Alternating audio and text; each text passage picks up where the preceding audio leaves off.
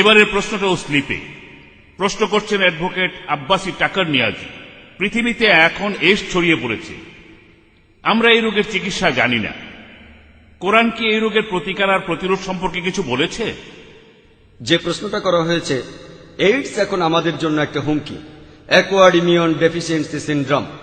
কোরআন এই সম্পর্কে কি বলছে? আপনি হয়তো জানেন যে প্রথম ইন্টারন্যাশনাল এইডস কনফারেন্স যেটা অনুষ্ঠিত হয়েছিল আমাদের বোম্বে শহরে 1994 সালে হোটেল অপেরা টাওয়ারে, এইডস এর প্রথম ইন্টারন্যাশনাল কনফারেন্স, আর ডক্টর মাইকেল মার্সন তিনি সেই অনুষ্ঠানে ছিলেন, হু এর প্রতিনিধি, ওয়ার্ল্ড হেলথ অর্গানাইজেশন। সেই সময় তিনি বলেছিলেন এই পৃথিবীতে প্রায় 1,10,00,000 মানুষ এইডসে আক্রান্ত, তার মধ্যে প্রায় 1.6% ইন্ডিয়াতে। এই শতাব্দীর শেষে পৃথিবীতে প্রায় 400 কোটি এইডসে আক্রান্ত হবে, তার 1,10,00,000 থাকবে ইন্ডিয়ায়, 25%-এরও বেশি রোগী হবে ইন্ডিয়ায়। তিনি আরো বলেছিলেন যে 5 বছরের মধ্যে, আগামী 5 বছরে এই রোগের কোনো ঔষধ বের হবে না। কেউ এখনো এই রোগের কোনো ঔষধ বের করতে পারেনি। প্রতিরোধী সেরা উপায়, প্রতিকার নয়, প্রতিরোধ। আর এইডস হওয়ার কারণগুলো তিনি বলেছিলেন, একটা হলো সমকামিতা, অন্যটা হলো যৌনাচার, অনিরাপদ যৌনাচার অর্থাৎ ব্যভিচার, তৃতীয়টা হলো সুই ব্যবহার করা, ড্রাগস বা অন্য কারো রক্ত নেওয়ার জন্য, আর চতুর্থ কারণ হলো অ্যালকোহলে আসক্তি।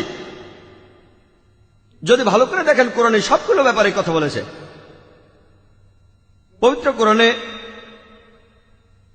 সূরা আরাফের 80 নম্বর আয়াত ও 81 নম্বর আয়াতে আছে যে আমি লুতকে পাঠাইয়াছিলাম, নবী লুত আলাইহিস সালাম, সে তাহার সম্প্রদায়কে বলিয়াছিল, তোমরা এমন কুকর্ম করিতেছ যাহা তোমাদের পূর্বে কেহ করে নাই। তোমরা কামতৃপ্তির জন্য নারী ছাড়িয়া পুরুষের নিকট গমন করো। তোমরা নিশ্চয়ই সীমা লঙ্ঘনকারীদের সম্প্রদায়। লুত আলাইহিস সালাম বলেছেন যে তাহার সম্প্রদায়ের লোকেরা সবাই সমকামী ছিল। হয়তো সদম আর গোমরা শহরের গল্পটা আপনারা জানেন, কিভাবে আল্লাহ সুবহানাহু ওয়া তাআলা তাদের উপর ভীষণ বৃষ্টি বর্ষণ করেছিলেন। সমকামিতাকে পবিত্র কোরআন নিষিদ্ধ ঘোষণা করেছে, কিন্তু এখন আমরা দেখি সমকামীরা বিয়েও করতে পারে। খবরটা জানেন?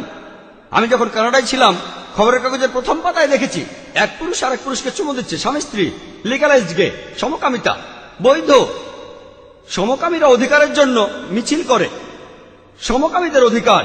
সান ফ্রান্সিসকোতেও এই ঘটনা দেখেছি। একটা কারণ হলো সমকামিতা, আরেকটা হলো ব্যভিচার।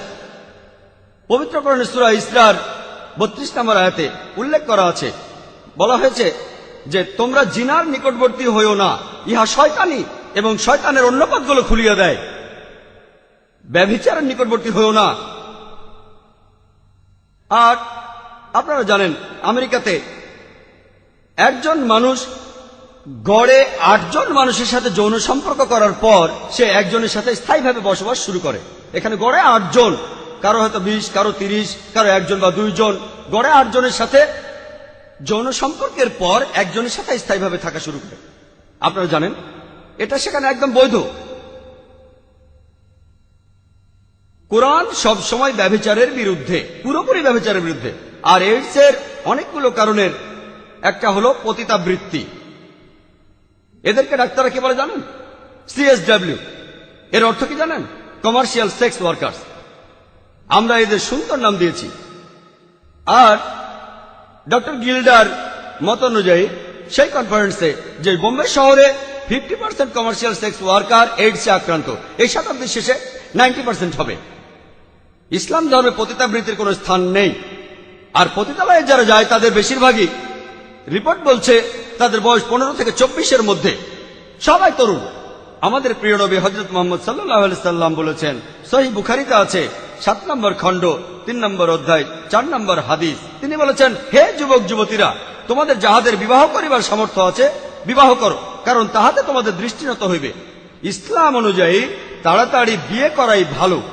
এতে করে ব্যভিচার বন্ধ হবে, যথেচ্ছ যৌনাচার বন্ধ হবে, এতে করে সমকামিতাও বন্ধ হবে।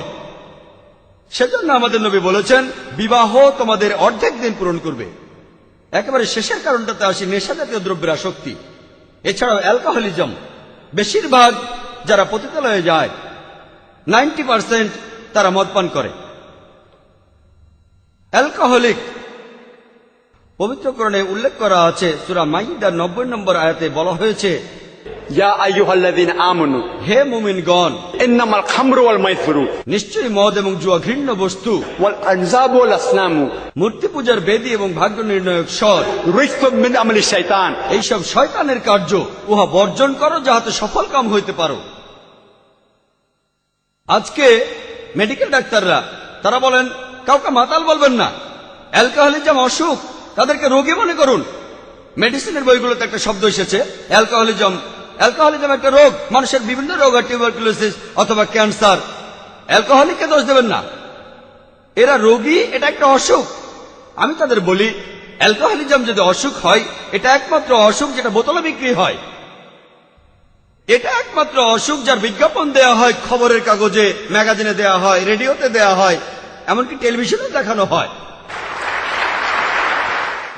আমাদের সরকার আইন করেছে যে অ্যালকোহল জাতীয় কোনো পণ্যের কোন রকম বিজ্ঞাপন দেয়া যাবে না। তারা এখন কি করে জানেন?